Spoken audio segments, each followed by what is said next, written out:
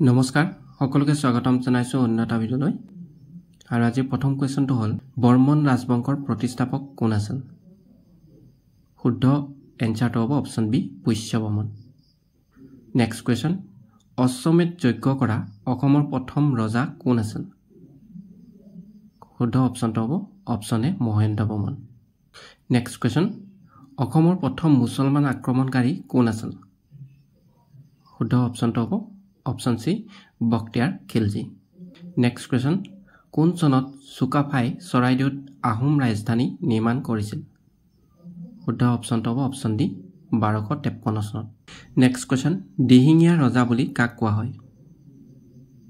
শুদ্ধ অপচনটো হ'ব অপচন এ চুহুংমুং। Next question. কোচ ৰাজবংশৰ প্ৰথম ৰজা কোন আছিল? শুদ্ধ অপচনটো হ'ব Option B, Biswa Singha next question Majuli চুক্তি কাৰ কাৰ মাজত স্বাক্ষৰিত হৈছিল শুদ্ধ অপচনটো হ'ব অপচন এ কোচ আৰু আহোমসকলৰ মাজত নেক্সট কোৱেশ্চন কোনজন আহোম ৰজাই পছা প্ৰথাৰ প্ৰৱৰ্তন কৰিছিল শুদ্ধ এনসাৰটো হ'ব option C Pratap Singha next question অখুৰ আলী চুক্তি কেতিয়া স্বাক্ষৰিত হৈছিল শুদ্ধ এনসাৰটো হ'ব অপচন ডি 1638 চনত নেক্সট কোৱেশ্চন কোন মোগল সেনাপতিয়ে আহোম ৰাজ্য আক্ৰমণ কৰি গড়গাঁও দখল কৰিছিল শুদ্ধ এনসাৰটো হ'ব অপচন এ মিজুমলা নেক্সট কোৱেশ্চন প্ৰথম অসমীয়া সনেট পুথিখনৰ নাম কি শুদ্ধ এনসাৰটো হ'ব Option A, Malos. Next question. প্ৰথম অসমীয়া চুটি গল্পৰ ৰচয়িতা কোন? শুদ্ধ এনসাৰটো হ'ব option B Lakshminath Bezbaroa. Next question Jnanpith বঁটা বিজয়ী প্ৰথম অসমীয়া পুথিখনৰ নাম কি? শুদ্ধ এনসাৰটো হ'ব option C Mrityunjay. Next question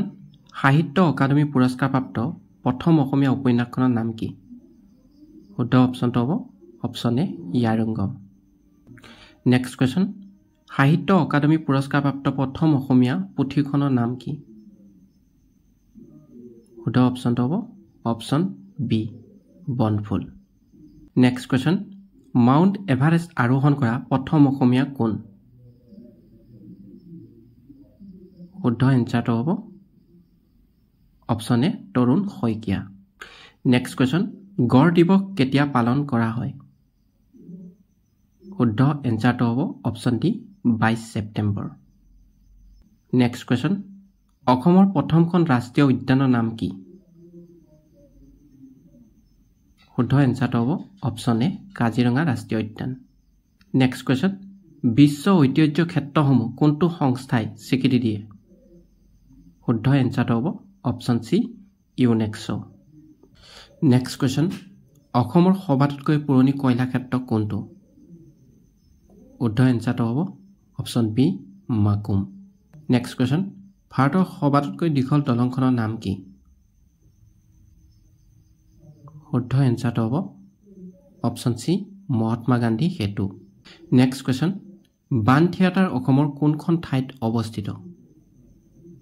শুদ্ধ এনসাৰটো হ'ব option B Tezpur next question Mahabhairav মন্দিৰ অসমৰ কোনখন ঠাইত অৱস্থিত শুদ্ধ এনসাৰটো হ'ব option B Tezpur next question Moamoria বিদ্ৰোহৰ সময়ত আহোমসকলৰ ৰাজধানী ক'ত আছিল শুদ্ধ এনসাৰটো হ'ব option A Rangpur next question অসমৰ ৰাজ্যিক ফুল কি শুদ্ধ এনসাৰটো হ'ব অপচন সি কপৌ ফুল নেক্সট কোৱেশ্চন অসমৰ ৰাজ্যিক বৃক্ষ কি শুদ্ধ এনসাৰটো হ'ব অপচন এ হোলোং গছ নেক্সট কোৱেশ্চন বায়ুমণ্ডলীয় চাপ জোখা যন্ত্ৰটোৰ নাম কি শুদ্ধ অপচনটো হ'ব option B barometer next question পৃথিৱীৰ একমাত্ৰ উপগ্ৰহটোৰ নাম কি শুদ্ধ এনসাৰটো হ'ব option A Chandra next question চীনৰ চকুলো বুলি কাক জনা যায় শুদ্ধ অপশনটো হ'ব অপশন সি হুৱাংহু নদী নেক্সট কোৱেশ্চন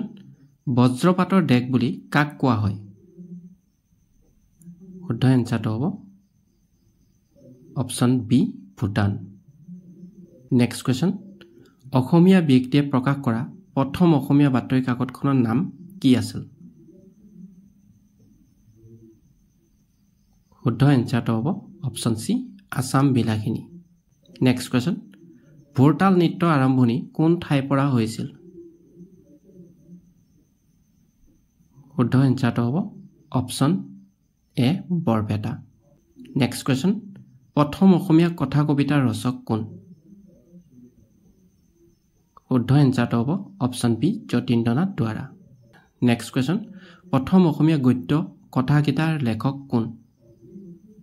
শুদ্ধ এনসাৰটো হ'ব option A Bhattadev next question Doordarshan যোগে সম্প্ৰচাৰিত প্ৰথম অসমীয়া চলচ্চিত্ৰখনৰ নাম কি শুদ্ধ এনসাৰটো হ'ব অপশন সি বিস্ত্ৰী